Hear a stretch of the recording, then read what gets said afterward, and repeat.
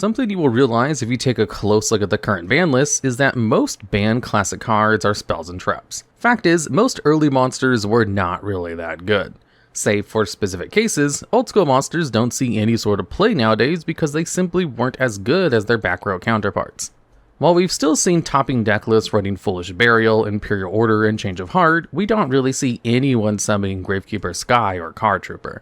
The cards we're going to be looking at today are the exceptions to this, either seeing play beyond their time or completely upheaving the format they were played in. And starting off, we have one of the most well-known anime monsters to actually be played, Jinzo.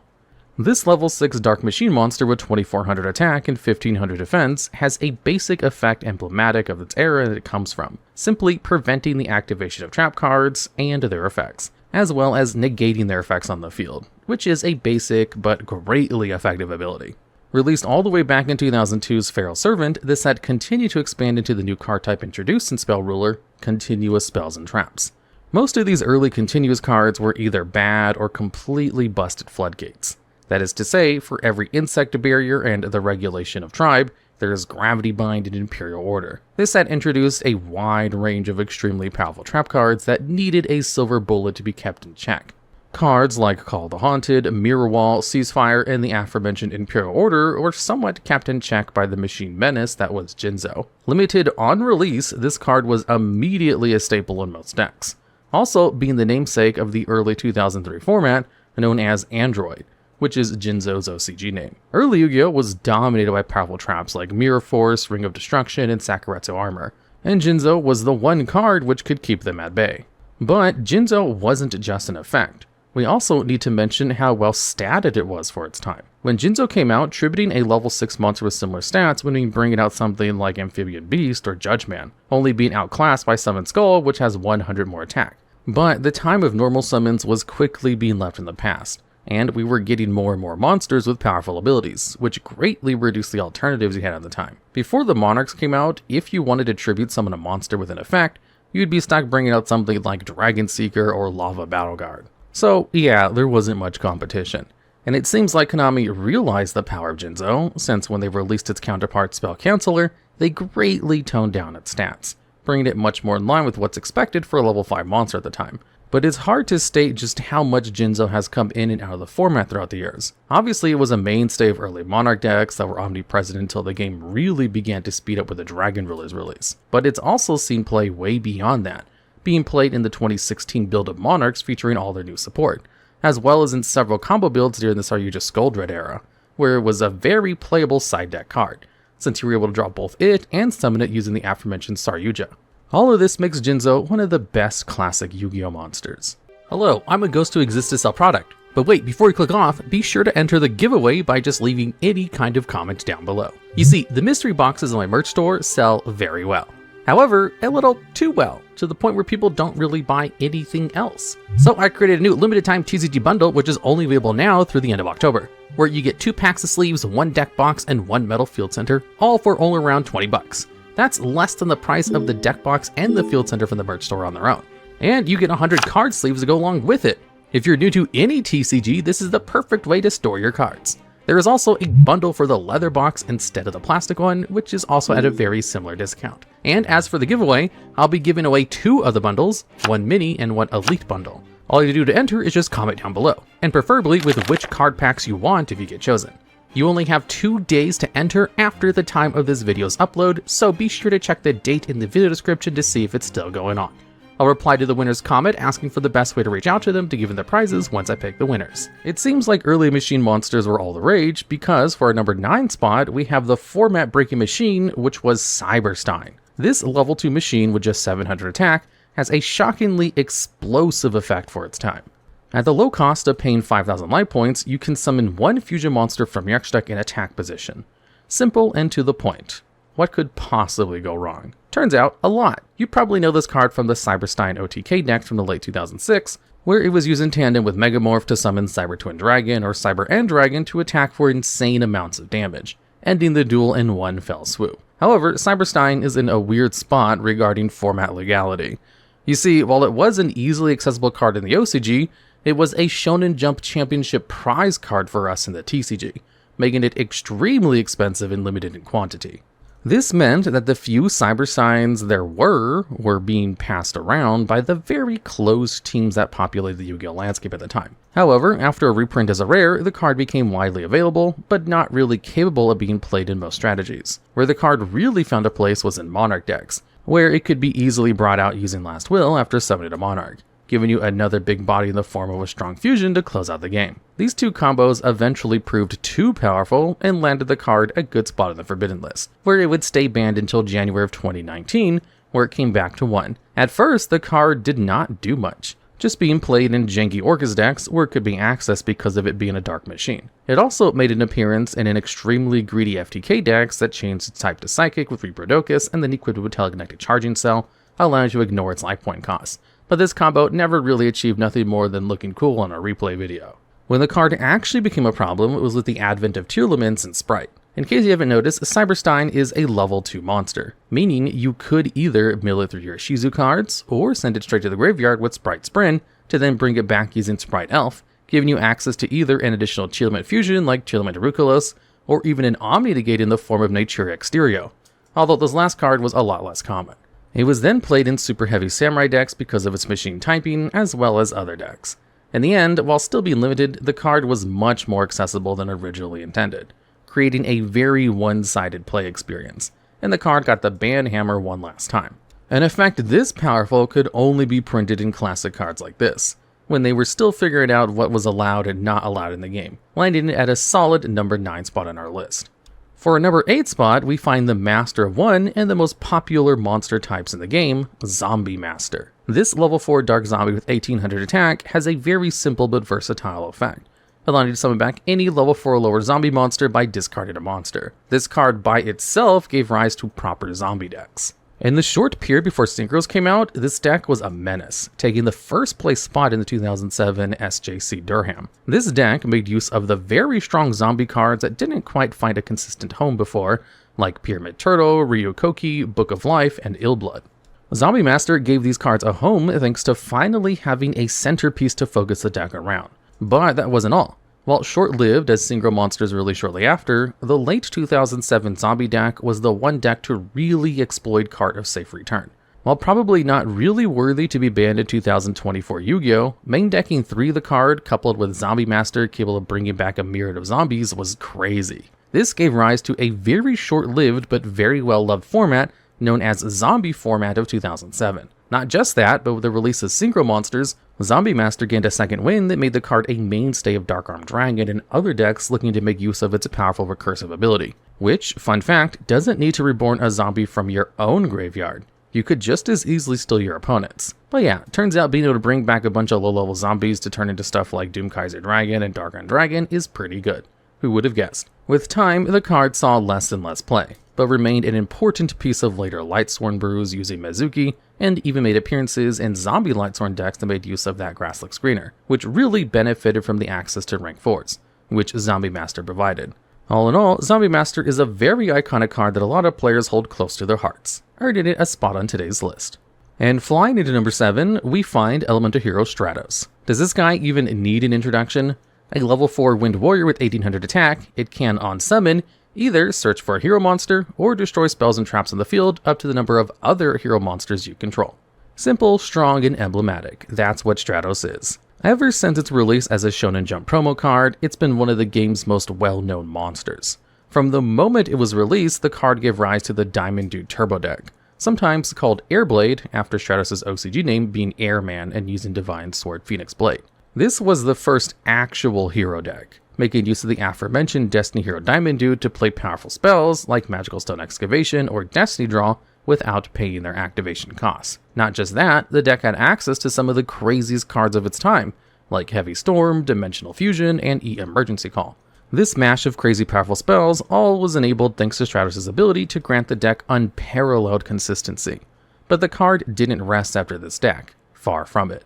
While limited shortly after its release, Stratos did anything but fall off.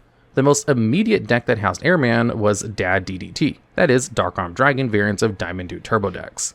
The consistency provided by the hero engine really helped summoning Dark Armed Dragon, filling the graveyard and also allowing you to get back your banished dark monsters with Dimension Fusion, which could be found much easier thanks to Destiny Hero Diamond Dude, as well as having access to Destiny Hero Plasma as an almost auto win button. All of this facilitated by the insane consistency tool that is Stratos. But when Dark Arm Dragon left, Stratos did not. Edison format has given the card a lot more attention than its time did. Some of the most powerful decks of the format feature our beloved Stratos, Diva Hero, and Hero Frog. And beyond this, Stratos was an auto-include in the Hero Beat / Bubble Beat decks of the early 2010s. A deck that sought to overwhelm your opponent by using level 4 monsters with massive bodies.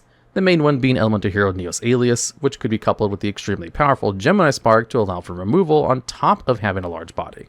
But it would be shortly after, in late 2013, when Stratos would finally get the bullet and be banned for a very long time.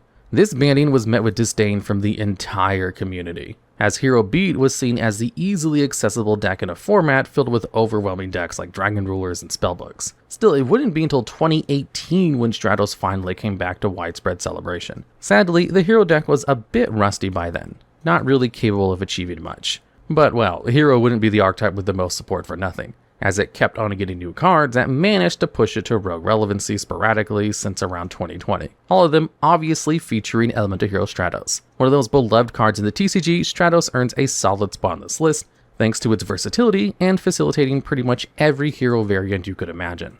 And at number 6, we have another card emblematic of its era, Light and Darkness Dragon. How does an Omni-Negate sound like in 2007? Pretty good, right? Well, what about 4 in this same card?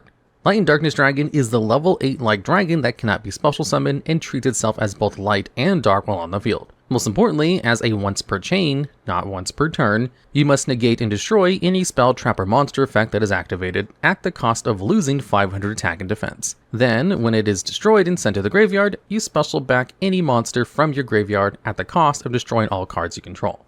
Now, the only thing keeping this card from being the best card in the game is all the restrictions it has. Firstly, you must normal summon it. No summon it from the grave, with Guard Dragon Pitsy, or with its own effects. Secondly, both its activated effects are mandatory. That means you must negate whatever effect is activated, be it yours or your opponent's. And you must destroy all your cards when Light and Darkness Dragon is destroyed. Even with all these limitations, the card managed to amass dozens and dozens of tops, being the boss monster of several decks. Just when the card was released, it gave rise to one of the most well-known meta decks in the community, Perfect Circle. This deck featured a hero engine that gave you extreme consistency, and would eventually see the ban of the engine's most emblematic card, Destiny Hero Disc Commander. Summoning it back with Destiny Hero Fearmonger was the deck's main play, allowing you to tribute for Light and Darkness Dragon using the Disc Commander, and a Destiny Hero Malicious or one of the other deck's ways of getting fodder into the board. Once you did, you essentially just won the game.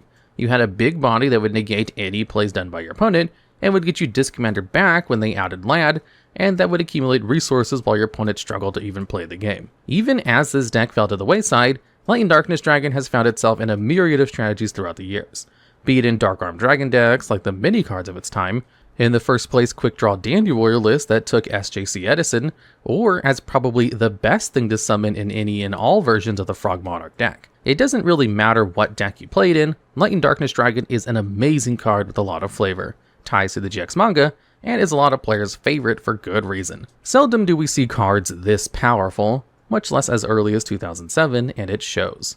Probably the most unassuming card on this list, at number 5 we have Treeborn Frog. This level 1 Aqua with just 100 attack and defense features one of the most useful abilities in the game. As a once per turn effect during your standby phase, while you control no monsters named Treeborn Frog and no spells or traps, Treeborn Frog will summon itself from the graveyard. Now, this seems good, but it's hard to understand just exactly how good it is. Released all the way back in 2006 Shadow of Infinity, this little froglet managed to revive itself into pretty much every topping deck for years. Immediately upon release, this card gave birth to the deck that would best exploit its revival ability, Frog Monarch. The Monarch series of monsters were playable generic cards that saw some relevance in different decks, but never as a strategy of their own. That would change with the advent of Frog Monarch, a deck that would continue to be relevant for ages, only really dropping out of the meta all the way in 2014. And it's hard to understate just how relevant and powerful this deck was. While the first Monarchs the deck had access to were a bit underwhelming, they still were powerhouses for their time. Being able to drop a Mobius the Frost Monarch or Zaborg the Thunder Monarch every single turn was just absolutely insane in a format where normal summon Kyo the Ghost Destroyer was considered strong. Filled with generic warrior engines to tie everything together, Frog Monarch started with a bang. but hadn't yet become the best it would. As it would be expected, Treeborn Frog quickly earned a spot on the limited list just a month after its release, but that certainly did not stop the deck from dominating the metagame. The deck shortly mutated into a Chaos deck, making use of the well-known power of Chaos Sorcerer and Magician of Faith. It also incorporated Cyber-Stein, like we mentioned previously in this video, thanks to the Monarch's powerful synergy with Last Will, and with time, the versatility of the Monarchs allowed the deck to adapt to what the rest of the meta was. Need to remove cards from your opponent's hand? Just pop in Thestalos the Firestorm Monarch. Threatened by back row? Just add in Grandmarg the Rock Monarch. Fact is, the engine was so good, even non-Monarch decks were side decking it. But Monarchs were an archetype, and archetypes get support. Rise of the Storm Monarch was a massive boon for the deck, allowing actually good and generic spot removal, and also permitting the engine to be played in a lot of different decks, be it Diamond Turbo or Machine Brews using Cyber Phoenix. But the card really became a menace when Caius the Shadow Monarch released in 2008. It's hard to understate just how much of an impact this card made, but it wasn't all Monarchs, oh no sir. You see, Konami decided to print Substitute, and then an FTK won the World Championship, featuring the new semi-limited Treeborn Frog as a recursive frog to tribute with Substitute. Even after the deck's banning, Treeborn Frog continued to be relevant for a while, being an important part of the very underrated frog deck making use of Sea Lancer. So yeah, it's safe to say the card earned a spot on this list. If there's a card that just seems broken upon first reading, that has to be our number 4 spot, Makyura the Destructor. This level 4 Dark Warrior was released in 2004, and for just 5 months made sure to be a pain in the butt for all Yu-Gi-Oh players. To put it simply, Makyura resolving spelled the end of the game. One of the first combos that made the card busted was with one of the weirdest cards to be in the ban list, Dark Scorpion, Chick the Yellow. The combo was pretty simple. You just need to have Chick in the graveyard, Makyura's effect apply that turn, and Call of the Haunted in your hand, and this would win you the game. It went like this: you activate Call the Haunted to summon back Chick the Yellow, then attack with him, deal damage, and return your own Call the Haunted to your hand, sending Chick to the graveyard. You then activate Call the Haunted directly from your hand during the same battle phase, summon Chick the Yellow back, attack, return Call the Haunted, and keep doing this until your opponent could no longer play the game because you dealt infinite damage. Now, this is kind of underwhelming, honestly. When you think about Makyura the Destructor, you think about one of 2 combos. Either activating cards like Jar of Greed, Legacy of Yanagarasa, and Reckless Greed to draw through your entire deck into a resolve Exodia the Forbidden One. Or much scarier, you activated Exchange of the Spirit. Pretty mind-numbing, obviously. You do essentially the same thing you would do with Exodia combo. Turbo your way through your deck, fill up your graveyard, and then use Exchange of Spirit to swap decks and graveyards, making your opponent's deck become 0 cards, and winning you the game by just passing turn. Now, you have to keep in mind that while both Makyura the Destructor and Exchange of the Spirit are currently legal, this combo is no longer possible. This is because these cards were unbanned by giving them an errata, effectively butchering the power of both cards. And for good reason, since if Makyura the Destructor was legal in the current format, the game would be plagued by insane trap combo decks that give you access to anything you could ever want, most often winning in the first turn. And this is why Makyura destroys his way into this top 10. First in the top 3 is another card that received an errata, Dark Magician of Chaos. This level 8 spellcaster with a beefy 2800 attack body has an honestly insane effect for its time. For starters, it banishes any monster it destroys by battle, but most importantly, when it's summoned, you can return any spell card from your graveyard to your hand. And to balance all this, Dark Magician of Chaos would be banished when it leaves the field. In case it bears repeating, during the early days of Yu-Gi-Oh, the best card type was by far spells. Just in GOAT format, you had Metamorphosis, Pot of Greed, Heavy Storm, Delinquent Duo, Graceful Charity, among many others. Being able to essentially double any spell you play while also getting a large body out of the exchange was unheard of at the time. Graveyard Recursion was greatly limited in this time period. The most powerful card with that effect being Magician of Faith, a card also well deserving a spot on today's list. Dark Magician of Chaos simply skipped a basic rule of the game, allowing you to reuse spells that have already been spent, and sort of ignoring the ban list for limited cards like Premature Burial, one of the cards that best worked with this spellcaster. While it was played in several decks during the GOAT format era of the game, the one that made better use of it was Reasoning Gate, a deck using both Reasoning and Monster Gate to get out Sacred Crane for draws, which exploited Dark Magician of Chaos for recouping those 2 powerful spells that you could fill up your graveyard with more spells, while also getting you a free monster. But let's not forget his first effect, banishing whatever it destroys in battle. Early Yu-Gi-Oh! Is filled with Recruiters, a series of monsters that special summon a monster of their own attribute when destroyed by battle and sent to the graveyard. Cards like Mystic Tomato and Giant Rat, which are otherwise powerful staples of the format, become useless in the face of Dark Magician of Chaos, hitting them for 1400 damage and preventing their powerful consistency effects from triggering. While the card was still powerful, it took a little bit to find a home after GOAT format came and went. But Diamond Dude Turbo knew how to really milk this classic card. We already covered this deck before in this video, so just picture the following. You activate the effect of Destiny Hero Diamond Dude, excavating Graceful Charity and send it to the graveyard. Then you activate Monster Gate, tributing Diamond Dude and summon Dark Magician of Chaos, and use its effect to add back Graceful Charity. You activate Graceful Charity. Next turn, you activate Graceful Charity again off of Diamond Dude's effect. Yeah, kind of crazy, huh? And this wasn't even the reason it got banned. Dark Arm Dragon took a lot of cards with it, and Dark Magician of Chaos was one of them. So in late 2008, it became banned for a long time. It eventually was unlimited in April 2016, following an errata limiting the adding back of the spells to the end phase of the turn it was summoned only, effectively making the card unplayable. But again, it's pretty crazy that a card as strong as Dark Magician of Chaos was printed all the way back in 2004, earning a solid spot on our list. And at number 2 is the only fusion monster on this list, Gladiator Beast Gyzarus. Barely making the cut for what qualifies as Classic YGO, Gyzarus completely tore the format apart it was released into. Before this point, the extra deck was essentially irrelevant. Sure, you could use it in GOAT format when Metamorphosis was relevant, and also whenever Cyber-Stein was played, but you never actually did a fusion summon. This is in good part due to the fact that early fusion monsters were kind of irredeemably bad. Don't try to gaslight yourself. You are not activating polymerization to use Tainted Wisdom and Ancient Brain into a Skull Knight. Gyzarus and the Gladiator Beast radically changed his perception that the fusion monsters were playable. As a level 6 with 2400 attack, Gladiator Beast Gyzarus crashed with all monarchs and easily cleared most monsters that were played at the time. But you were absolutely not clearing monsters by attacking with him. Oh no. For when Gyzarus is special summoned, it targets 2 cards on the field and destroys them. This is crazy good in a monster as easy to bring out as this one, simply requiring you to shuffle back Gladiator Beast Bistari as well as one other Gladiator Beast monster in order to contact fuse it from your extra deck. On top of that, it also has a beefed up version of the Gladiator Beast effect, shuffling back itself into the deck after battling to bring out 2 Gladiator Beasts from your deck, with the exception of Bistari, to prevent silly loops. While Gladiator Beast was technically an archetype before this card's release, it failed to achieve anything until this pure advantage beast released. Easily accessible at pretty much any point, Gyzarus catapulted this archetype into what some pro players consider to be the actual first tier 0 deck in the game, and it would stay in the top tables at events for a good while at that. Released together with TCG exclusive card Test Tiger, Gyzarus rose from the ashes of the Dark Arm Dragon format to take over the metagame with an iron fist. Taking up 6 of the top 8 cut slots in SJC St. Louis 2008, Gladiator Beast quickly became the deck to beat, a deck that required players to main deck answers specifically dedicated to beating the matchup.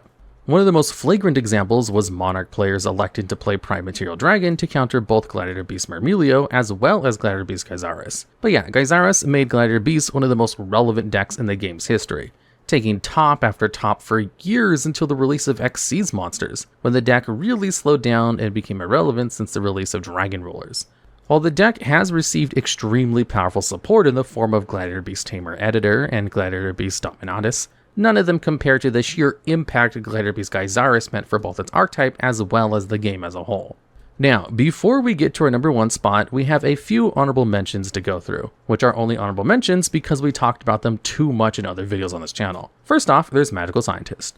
Sure, it's really strong, but you probably already know why it's good by now. Being one of the best levels in the game, and including an effect that allows you to cheat a basic game mechanic like fusion summoning in order to either get a massive advantage, or to end the game on the first turn with a card like Catapult Turtle. Secondly, there's Dark Arm Dragon.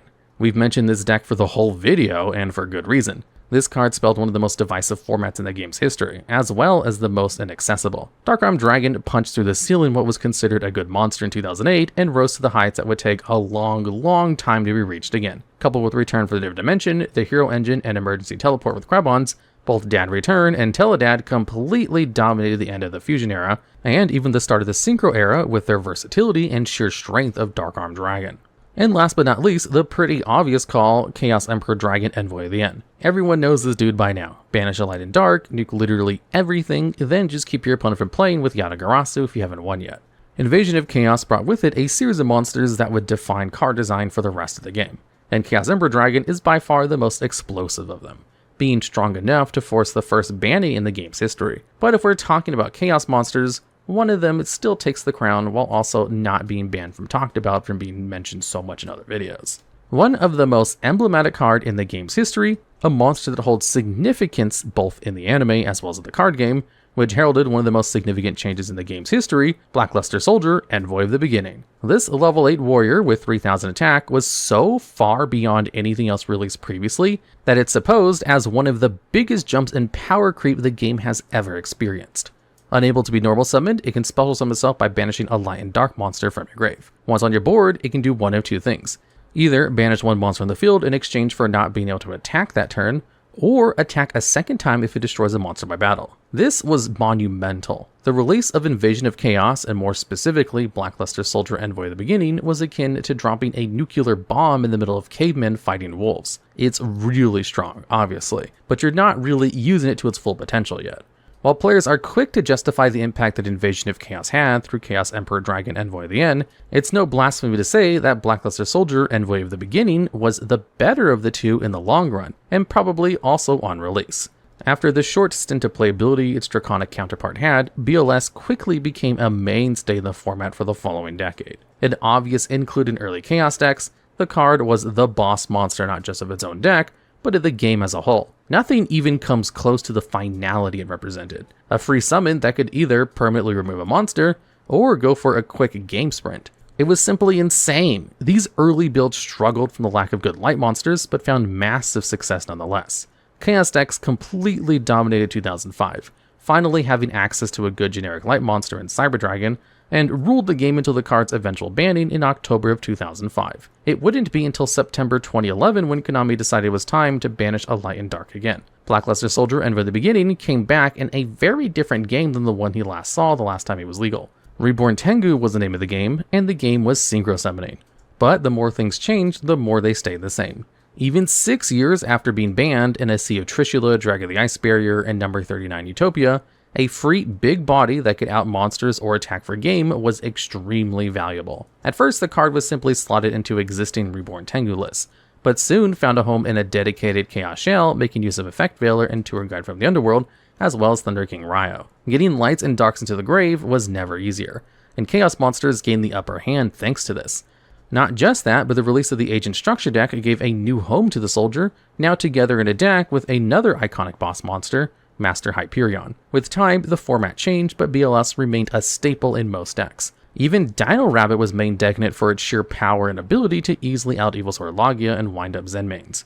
But when the card really started to gain speed was when the Chaos Dragon deck started to become a thing. Its synergy with Eclipse Wyvern was amazing, letting you fetch something like Light Pulsar Dragon or Red Eyes Darkness Metal Dragon, making for one of the most fun decks of its time. The card would find a different role a couple of years later in the wings of another 7 power creep with the release of Duelist Alliance and Shadow with it. This dark-centric deck had no problem setting up chaos plays thanks to El Shadow Construct and Shadow Fusion, enabling both Blackluster Soldier Envoy of the End as well as White Dragon Wyvern Burstern and Black Dragon Collapse Serpent.